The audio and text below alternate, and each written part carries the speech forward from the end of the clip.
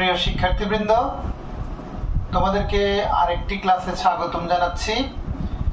2024 সালে তোমরা যারা এইচএসসি পরীক্ষার্থী আছো এবং যারা কোর্স ফাইনাল পরীক্ষা দিবে, দ্বিতীয় অধ্যায় থেকে এই প্রশ্নটি কোর্স ফাইনাল পরীক্ষায় এবং এইচএসসি ফাইনাল পরীক্ষায় প্রায় সময় থাকে। আমি সেই প্রশ্নটা হচ্ছে, একটা চাহিদা ও যোগান অপেক্ষক দেয়া থাকে। গ প্রশ্ন হচ্ছে ভারসাম্য দাম ও পরিমাণ নির্ণয় করো। তোমরা দেখতে পাচ্ছ বোর্ডে, চট্টগ্রাম বোর্ড 2022 সালে এইরকম একটা প্রশ্ন এসেছে, যেখানে কিউডি সমান 30 - 4p, কিউএস সমান 12 - 2p, এইরকম দুইটা সমীকরণ দেওয়া আছে বা অপেক্ষক দেওয়া আছে। গ প্রশ্ন ভারসাম্য দাম ও পরিমাণ নির্ণয় করো। আর ঘ হচ্ছে দাম 60 টাকা হলে বাজারে কি প্রভাব পড়বে, এরকম আরেকটা প্রশ্ন এসেছে। তো এখন আমরা কিভাবে সমাধান করব? খুবই সিম্পল, ভেরি সিম্পল। আমরা গ এর উত্তর শুরু করব এরকম। প্রথমে দেওয়া আছে, আমরা এগুলি লিখবো, যা দেওয়া আছে এগুলি লিখবো। আমাদের কি কি দেওয়া আছে? আমাদের দেওয়া আছে কিউডি সমান 30 - 4p, কিউএস সমান 12 + 2p। তাহলে এই দুটোটা আমরা লিখলাম। তারপরে আমরা লিখবো, আমরা জানি ভারসাম্যের শর্ত কিউডি সমান কিউএস। তাহলে কিউডির এখানে কিউডি সমান কিউএস লিখে কিউডি এর মানটা আমরা এখান থেকে বসাবো। 30 - 4p সমান কিউএস এর মান বসাবো 12 + 2p। এবার আমরা পি এর মান বের করতে চাচ্ছি, সেজন্য পি কে লেফট সাইডে রাখবো। এখানে সমতা চিহ্নের বাম পাশে -4p আছে আর ডান পাশে +2p আছে। এই +2p কে আমরা সমতা চিহ্নের বাম পাশে এনেছি, যেটাকে বলা হয় পক্ষান্তর করা। তো এই জন্য প্লাস ছিল, প্লাস থাকলে যদি আমরা পক্ষান্তর করি, অর্থাৎ সমান চিহ্নের এই পাশ থেকে ও পাশে গেলে চিহ্ন বদলে যাবে, -2p হয়েছে। সমান চিহ্ন দিলাম, এই পাশে সংখ্যা ছিল 12, এদিক থেকে +30 ছিল, এটা ওই পাশে গিয়ে -30 হলো।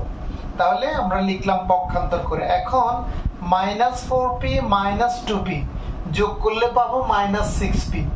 আর 12 - 30 থেকে 12 গেলে -18 হবে।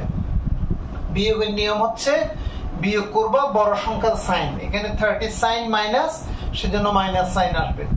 তাহলে এখানেও মাইনাস আছে, এখানেও মাইনাস আছে। উভয় পক্ষকে -1 দ্বারা আমরা গুণ করলে মাইনাস গুলি চলে যাবে। তাহলে এখানে থাকলো 6p = 18। সুতরাং p সমান 18 কে 6 দ্বারা ভাগ করব।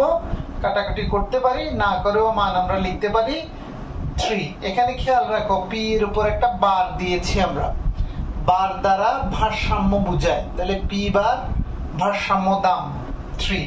আমাদের এখানে দুইটা পার্ট ছিল, ভারসাম্য দাম ও পরিমাণ নির্ণয় করো। সুতরাং নির্ণেয় ভারসাম্য দাম 3। এবার পরিমাণ নির্ণয় করার জন্য p বারের মান কিউডি তে বসিয়ে পাই। কিউডি ছিল 30 - 4p, তাহলে আমরা 30 - 4 গুণ p বারের মান পেয়েছি 3। এই 3 এখানে বসালাম। তাহলে এখন হলো 30 - 3 × 4 = 12, 30 থেকে 12 গেলে 18। সিমিলারলি p বারের মান কিউএস এ বসিয়ে পাই।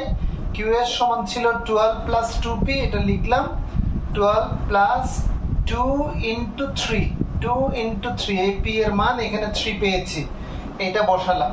তাহলে হলো 12 + 3 × 2 = 6, 12 আর 6 = 18। সুতরাং কিউডি = কিউএস = 18। অঙ্ক হয়েছে কিনা সেটা বুঝার একটা উপায় হচ্ছে কিউডি এবং কিউএস এর মান বের করার পরে কিউডি এবং কিউএস পরস্পর সমান হবে। যদি না হয় তাহলে বুঝতে হবে তোমার ক্যালকুলেশন কোথাও ভুল হয়েছে এবং অঙ্ক হয়নি। তাহলে কিউডি কিউএস = 18। সুতরাং নির্ণেয় ভারসাম্য পরিমাণ 18। কিউডি মানে কোয়ান্টিটি অফ ডিমান্ড, কিউএস হচ্ছে কোয়ান্টিটি অফ সাপ্লাই। পরিমাণ বলতে এখানে ভারসাম্য চাহিদার পরিমাণ, ভারসাম্য যোগানের পরিমাণ বোঝানো হয়েছে। তাহলে ভারসাম্য চাহিদা এবং যোগান 18। এই হচ্ছে আমাদের গ প্রশ্নের উত্তর। এখন বলছে দাম 60 টাকা হলে বাজারে কি প্রভাব পড়বে। তাহলে এখন আমরা ঘ শুরু করতে চাচ্ছি। তাহলে ঘ যদি আমরা শুরু করতে চাই, আমরা ঘ করব কিভাবে? ঘ করার জন্য আমরা একটু এটা মুছে দিচ্ছি।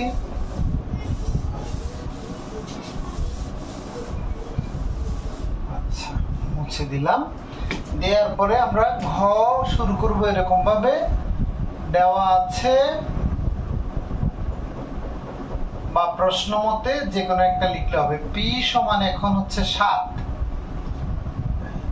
সুতরাং কিউডি সমান সমান এটা ছিল 30 minus 4p equal to 30 minus 4 গুণ পি এর মান দেওয়া আছে 7।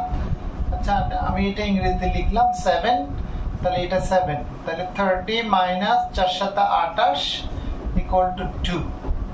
সুতরাং কিউএস সমান সমান কিউএস হচ্ছে 12 plus 2p equal to 12 plus 2 গুণ পি এর মান হচ্ছে 7 ইকুয়াল টু 12 প্লাস 7 দুগুণে 14, তাহলে এটা হচ্ছে যে 28 সম্ভবত 4 2 6 26।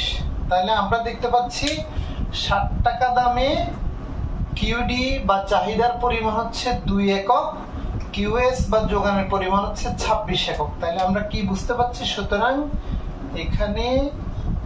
এখানে কিউডি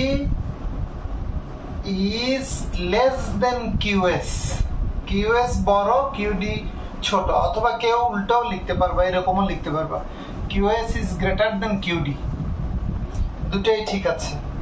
যদি চাহিদা কম হয় যোগান বেশি হয়, অর্থাৎ যোগান বেশি চাহিদা কম, তাহলে সুতরাং বাজারে প্রভাব হচ্ছে বাজারে দাম হ্রাস পাবে,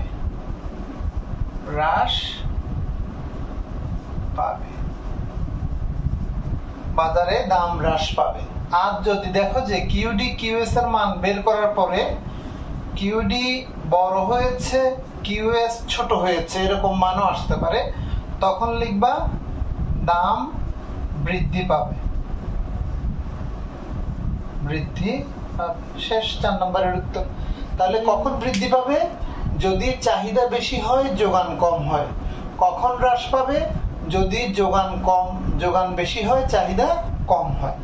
প্রশ্ন হচ্ছে বাজারে কি প্রভাব পড়বে, বাজারে দাম হ্রাস পাবে অথবা বাজারে দাম বৃদ্ধি পাবে। এই প্রশ্নের জন্য হচ্ছে দাম হ্রাস পাবে। এখানে বাজারে কি প্রভাব পড়বে এই প্রশ্নের জায়গায় ভারসাম্য দামের উপর কি প্রভাব পড়বে এটাও থাকে, তাও একই উত্তর। বাজার পরিস্থিতি ব্যাখ্যা করো, তাও একই উত্তর। তো সবাইকে ধন্যবাদ জানিয়ে আজকের ক্লাস এখানে শেষ করছি।